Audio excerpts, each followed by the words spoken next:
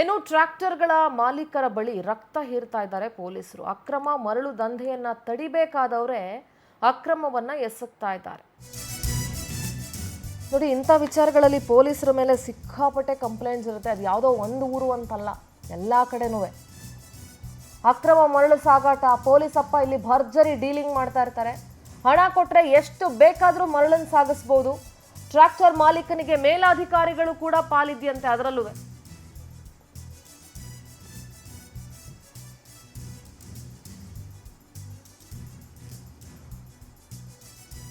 ಹಲವಾಗ್ಲು ಠಾಣೆ ವ್ಯಾಪ್ತಿಯಲ್ಲಿ ಕಾನ್ಸ್ಟೇಬಲ್ ವೀರೇಶ್, ವಿಜಯನಗರ ಜಿಲ್ಲೆ ಹರಪನಹಳ್ಳಿಯ ಹಲವಾಗ್ಲು ಠಾಣೆ ಇದು.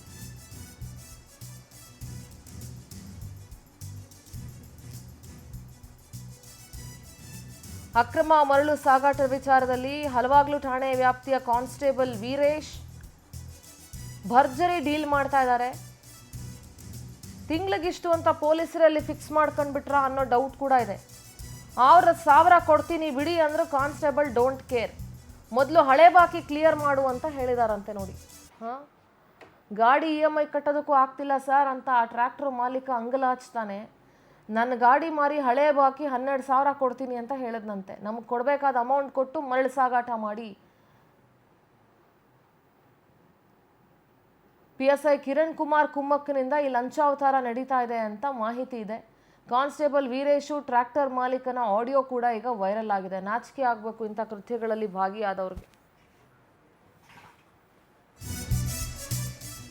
ನಾನು ಹೇಳಿದ್ನಲ್ಲ, ತಿಂಗಳಿಗಿಷ್ಟು ಅಂತ ಫಿಕ್ಸ್ ಮಾಡ್ಕೊಂಡ್ಬಿಟ್ರ ಅಂತ ಅನುಮಾನ ಬರ್ತಾ ಇದೆ. ಇಷ್ಟೆಲ್ಲ ಆಗಿದೆ ಅಂದಮೇಲೆ ಫಿಕ್ಸ್ ಮಾಡ್ಕೊಂಡಿರ್ಬೇಕು. 6,000 ರೂಪಾಯಿ ಕೊಡ್ತೀನಿ ಸರ್ ಬಿಡಿ ಅಂತ ಕಾನ್ಸ್ಟೇಬಲ್ಗೆ ಹೇಳಿದ್ರು. ಆ ಕಾನ್ಸ್ಟೇಬಲ್ ಬಿಡ್ತಿಲ್ಲ. ಹಳೆ ಬಾಕಿ ಕ್ಲಿಯರ್ ಮಾಡಪ್ಪ ಫಸ್ಟು ಅಂತ ಹೇಳಿದ್ರೆ, ಗಾಡಿ EMI ಕಟ್ಟೋದಕ್ಕೆ ಆಗ್ತಿಲ್ಲ ಅಂತ ಕೇಳ್ಕೊಂಡ್ರು ಬಿಡ್ತಿಲ್ಲ. ಅಂದರೆ ಫಸ್ಟ್ ಆಫ್ ಆಲ್ ನೋಡಿ, ಹಂಗಂತ ಮರಳು ಸಾಗಾಟ ಮಾಡ್ತಾರ ಅವನೇನು ಭಾರಿ ಉತ್ತಮ ಅಂತ ನಾನು ಹೇಳ್ತಾ ಇಲ್ಲ. ಅವ್ನು ಮಾಡ್ತಾ ಇರೋದು ಕ್ರೈಮೇ, ಇಲ್ಲಿಗಲ್ ಆಕ್ಟಿವಿಟಿನೇ. ಅಕ್ರಮ ಮರಳು ದಂಧೆಯನ್ನು ತಡಿಬೇಕಾಗಿರೋಂಥ ಪೊಲೀಸರು ಮತ್ತು ಮೇಲಾಧಿಕಾರಿಗಳೇ ಇದರಲ್ಲಿ ಶಾಮೀಲಾಗ್ಬಿಟ್ಟು ಇಂತಿಷ್ಟು ಅಂತ ಫಿಕ್ಸ್ ಮಾಡ್ಕೊಂಡು ಎಷ್ಟಾದರೂ ಮರಳು ದೋಚ್ಕೊಂಡು ಹೋಗಲಿ. ಬಳ್ಳಾರಿ ಜಿಲ್ಲೆಯ ಸ್ಟೋರಿ ಇದು. ಎಷ್ಟಾದರೂ ಮಾಡ್ಕೊಂಡು ಹೋಗಲಿ ಅಂತ ಬಿಟ್ಬಿಟ್ರೆ ಹೆಂಗೆ? ಫಸ್ಟ್ ಆಫ್ ಆಲ್ ನೀವು ಅದಕ್ಕೆ ಬ್ರೇಕ್ ಹಾಕಬೇಕು. ಅಂತಂದ್ರಲ್ಲಿ ಅವ್ರ ಹತ್ರನೇ ದುಡ್ಡು ಇಸ್ಕೊಂಡು